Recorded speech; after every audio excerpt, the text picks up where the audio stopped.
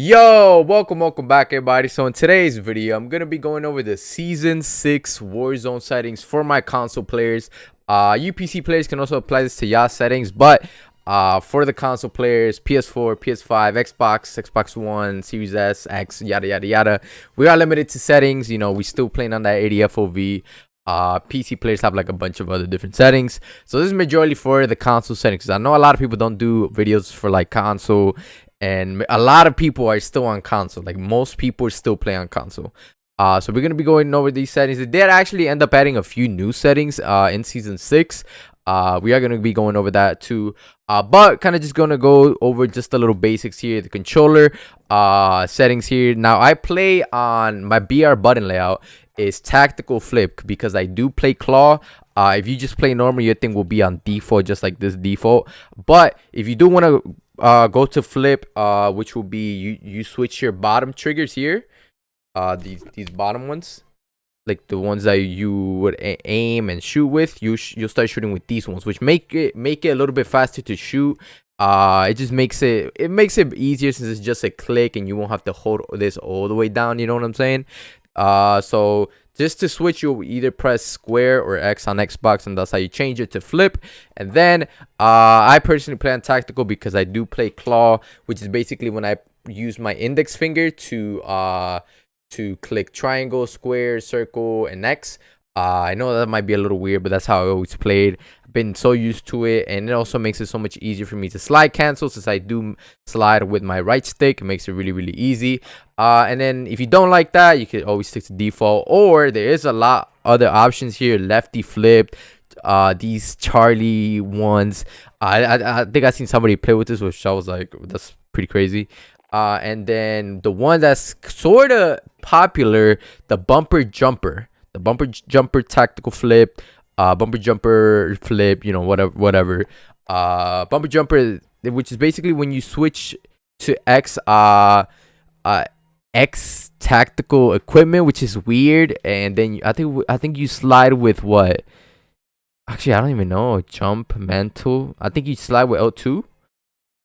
It's weird. It's weird, but some of y'all might like that. For y'all that don't like to play claw, or don't find it comfortable for your fingers, you might like that. I don't know. Just make sure you try out different settings, because you never know, bro. You could be different type of tier with one of these bumper jumper ones, or stick and move, or whatever. You never know, bro. Stick layout preset, I keep this on default. I don't like any of these.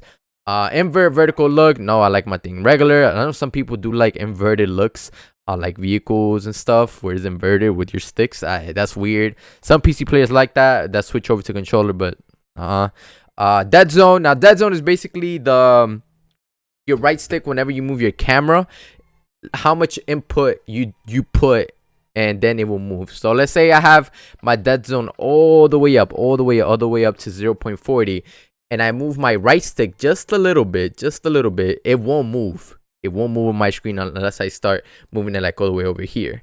Now, but if I have my dead zone all the way to 0.4, any little sort of movement like this, it will move on the screen. So that's basically the explanation. The lower it goes, kind of the more control you'll have, right, or whatever, or freedom your stick will have when you actually move it on your screen. But this is basically just better for people that have stick drift on the controller. So ever since I got this black PS5 controller, I really haven't had any stick drift issues. So I always kept mine at 0.06. Some people do 0.03, unless you're like on PC, where you can actually manually adjust the controller in like your PC settings and stuff. Console players, I recommend, if you don't have controller drift, anywhere from 0.3 to 0.10, kind of depending how you like your inputs and whatever. I like mine at 0.06. This is a big setting because this could change your movement. Some people that play on that have really good movement, they have this very, very low 0.03, 0.02, really, really low. But depending on your stick drifts and stuff like that, if you want to know how to find that, just go into like a game, and like your crosshairs and stuff, kind of line it up with like something on a wall, and put your thing down to 0.03. If your thing is not moving by itself without you touching the stick, then that's the dead zone to go. Let's say it's still moving on 0.03, but it's not moving anymore on 0.08 by itself, then I leave it. That's the perfect dead zone. You know what I'm saying? I might make a video on that just to find out how the perfect dead zone to use. But that actually is a pretty big setting. Right. Sensitivity, I still do 6.6. I've been playing around with it for months and months. One time I went as low as 4 for a few weeks. 8. For console players, I don't recommend anything over 10, to be honest. I kind of feel like it makes things kind of even harder to see, especially when you're like moving really fast. I know some of you guys like to be crackheads and play all the way at like 20 or 17, 18, whatever. I could do it, but it's just I'm not at my best. My accuracy is not at the best when I'm that high of a sensitivity. So I recommend just 6, 7, 8. Max 10, like I said. Lowest will be 4. Some people really do play at 4. Like some Call of Duty pros play at 4. You know, it all depends, but majority, I just anywhere from 4 to 10, 4 to 8 is like the sweet spot. You know, make sure you try. You'll find your sweet spot. ADS sense, this is basically what your sensitivity when you're aimed down sight. I actually went back to 1. For the longest time I played at like a 0.8, sometimes a 0.75, which makes it slower sensitivity but easier to control. You don't have your thing going all over the place. But there's those situations, let's say cars are passing by and there's a team inside, and I'm moving my stick all the way and my ADS sensitivity is all the way too low. I won't be able to track them like perfectly because of the sensitivity is way too low. So I put my thing on normal 1 for high zoom and low zoom, especially because, you know, high zoom when you're sniping and stuff like that does come in handy. And also low zoom, I think is just the perfect fit. 1 perfect. You don't want to go too high because then you're gonna be inaccurate whenever you're aiming down sight. So, you know, I recommend just 1. I think 1 is the perfect fit. I think this is the settings that I'm probably gonna always stick with now. I think I just found my sweet spot, especially this past few weeks. There's definitely the perfect sweet spot, especially for console players, bro. Aim, response, curve type. Now I've talked about these before. Standard is basically just like if you're not too much of an aggressive player, if you're not too much of a camper, you're kind of like in the middle, neutral. Linear is like I recommend it only just for snipers. If you're gonna snipe that game, put on linear. It makes it a little bit better for sniping. Then dynamic is just for my people that love to be aggressive, really aggro players. SMG, you know, you get in there. So dynamic, you know, that's what I use because that's how I play. So that's what I recommend. Controller vibration, have that off. Aim assist, have it to standard. I know some people have seen I've seen that focusing might be a little broken sometimes, but you don't get any hip fire aim assist. So standard is the way. Just overall is the best like mix between all of them. Weapon mount, activation, ADS melee, these are kind of just normal. Keep these normal. The one you do want to switch though is use, reload, behavior, contextual tap. That's when you pick up things really fast with a single tap. Mainly everybody should know that by now. You know, Warzone's been out for such a long time.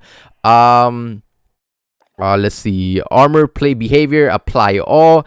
You won't have to be holding triangle or square or what is it, Y on Xbox. All the time when you're plating up, you just hold it once, let go, and it'll plate up all the way till you're full. It's very convenient. If you want to cancel out, just press triangle in the middle of the animation and boom, it will cancel out. Let's say you have a guy rushing you, cancel out, boom. Slide behavior, put it to tap, makes it easier to slide. If you hold it, you'll have to hold. It'll be a little bit more of a delay. Auto move forward, have this disabled. Automatic tactical sprint makes your movement so much better. You get around the map so much faster. You won't have to be having to double click it or whatever. But they did add this new setting, the tactical sprint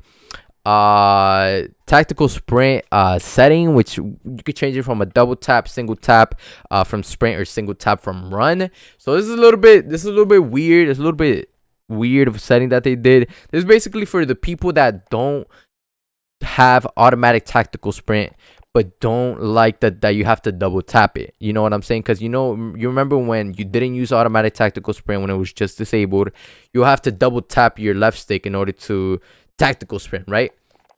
Now they added the setting for the people that don't like auto tactical sprint. You could just single tap it. instead of double tapping it, it's just single tap, and it will either do it from run when you're running or from when you're sprinting. I personally would, if I didn't use tactical sprint, I would put it when I'm running, so it makes it a little bit easier. Or any of the two, just try them out, whichever one you feel. And supposedly it does make it a little bit easier for you to slide cancel if you do have this on. So I actually put mine to I think I had it to slide single tap from sprint. I might try a single tap from run, but since I'm already on tactical sprints, automatic tactical sprints, not really gonna make a big difference, to be honest. So yeah, that is one of the new settings that they added. It's a little bit weird, a little bit confusing, but just try it out. And it's really only in it says it's only used in multiplayer and co-op mode. I don't know if that includes Warzone, but I mean, it's on there, so just might as well try it out. I mean, it really hasn't done no difference to me, like I said, since I do use automatic tactical sprint already. So for y'all that don't, hey, try it out, bro. Might make a difference. Brightness, I have this to 50. I used 49 for a while. 50. I just changed a couple of my settings in my Elgato for my screen, so I just put it back up to 50. You don't want to go up to 100 or anything. If I've seen some people's streams where I go in their stream and their game is so like foggy, bro, they had their brightness all the way up. If your graphics are like mad horrible, make sure you check your brightness, bro. Make sure it's either at 50 or 49. That's the only two spots you should be at. Safe area, I have this all the way to the smallest. Film grain, have that to 0. You don't want any film grain on your screen when you're watching that. When you're playing. Tooltips, have this enabled. Subtitles disabled. English. Now, colorblind type. Now, this I had this to disabled. The only two I would use would be Deretinopia and disabled. This is basically the same thing. The only difference between Deretinopia is just the colors are a little bit more juicier, a little bit more poppy. So you guys can see that, like the one in the right, number 3, and you see in Deretinopia kind of pops out a little bit more. It's a little bit more juicier, has a little more juice in it. You know what I'm saying? Some people would like the Trinopia or the Protonopia, which is a little bit more yellow. I don't really like it, to be honest. Especially for console, you don't really have a lot of graphic settings. This is really the only graphic setting that you have. So Deretinopia or disabled is just the best ones. This is it's a little weird. I don't like these, but if you do, hey, by all means you use them. But personally for me, I like Deretinopia or just disabled. Make sure you have your colorblind target to both, so you can actually see it in game. I've seen some people just have it to regular interface and they don't get to see the actual thing in game. So make sure you have that to both. Now, world motion blur, had this disabled, but weapon motion blur, have it enabled. I know, don't leave the video yet. This is huge for my console players on last gen PS4, Xbox One, especially that big Xbox One, the old one from 2013, the one that plays on 720, bro. This will make a difference. This will give you more FPS. I made a video about it a while ago, and this really does give you more FPS, just because it will blur out the animation of whenever you're switching your weapon or just moving around with your hand gestures. It's not world motion blur, will like blurs like the actual surroundings of you. It's just weapon motion blur. Will blur the little gun animation, and since your console won't be rendering that, won't be putting power into those renders, since it will just blur it out, it's gonna put power into your FPS. So it will help your FPS a little bit. It just makes your game look and feel so much smoother. Please, I want y'all boys to try it and use it. Please, it does actually make a difference, bro. On-demand texture streaming. Now, this is a new setting that came out a few seasons ago. I talked about this one. Now, this is basically, it's a little weird. So it basically downloads textures from your internet as you play. Now, most of the time, I would tell you to have this disabled, because you're gonna waste bandwidth from your internet. You're gonna be using more internet while you play, which means you'll have a higher ping, more latency, you'll be lagging. You don't want that. So most of the time, just have this disabled, to be honest. And also, you don't want to pay. Some internet providers have like a data cap, and if you're using gigabytes like a day, your cap will be you'll hit the cap, and if you go over the cap, they'll charge you extra for your internet a month, and yada yada yada. There's just unnecessary stuff. So have that disabled. But if you have, like, let's say you have unlimited data like me, you can have this enabled, and let's say you have a lot of speed from your internet, then you can have you can have this enabled just to try it out. Now, to be honest, it made no difference at all. No real difference. I mean, I couldn't even tell the difference in graphics. It supposedly provides more color details onto surfaces, but I mean, I can't even tell, bro. I mean, now I might have to do a testing on this, but I just cannot tell. So even me, I even disabled this because it really makes no difference. Plus, I don't want to lag, so just have disabled. Just have it. It's not worth it, bro. It's not worth the risk. Because sometimes it will really lag you out, or like lag you out, or just make you lag really, really bad. I don't know where. So just have that disabled. Minimap shape, we all know, have this to square. You see a little bit more. Have this enabled. That's normal. Letters, have that enabled. You know, give callouts west, east. Kill feed time on screen. Now this is a new one. You guys know on the bottom right, when you kill someone, you'll see the kill feed. It's basically like a setting where you could decide if you want the kill feed to stay there for your 20 seconds, 30 seconds, or 60 seconds extended, or just enable it, period. Whatever you want. I mean, I just kept it on the default. I don't even know why they would add a setting like this. Maybe for people that do thumbnails, maybe. But yeah, I mean, I just have it to default. It's just useless, kind of useless, to be honest. Text chat behavior time on screen, same thing. If you don't want like, let's say somebody direct message you in the game, or on the text chat on the bottom right, you guys see where it says welcome to season 6, have fun, stay frosty. I just have that off. I mean, it's just kind of just takes up space from your screen whenever you're playing. New message sound alert. When you get a message, you'll have like a sound alert thing. I just have it disabled. I don't want that distracting me while I'm trying to fry up in Warzone. Text chat, have this enabled. Propriety filter, I mean, that doesn't matter. I mean, yada yada yada. These things don't really matter. Audio. Now this is a big one. Oh my god, I've been recording for a minute. My bad, y'all.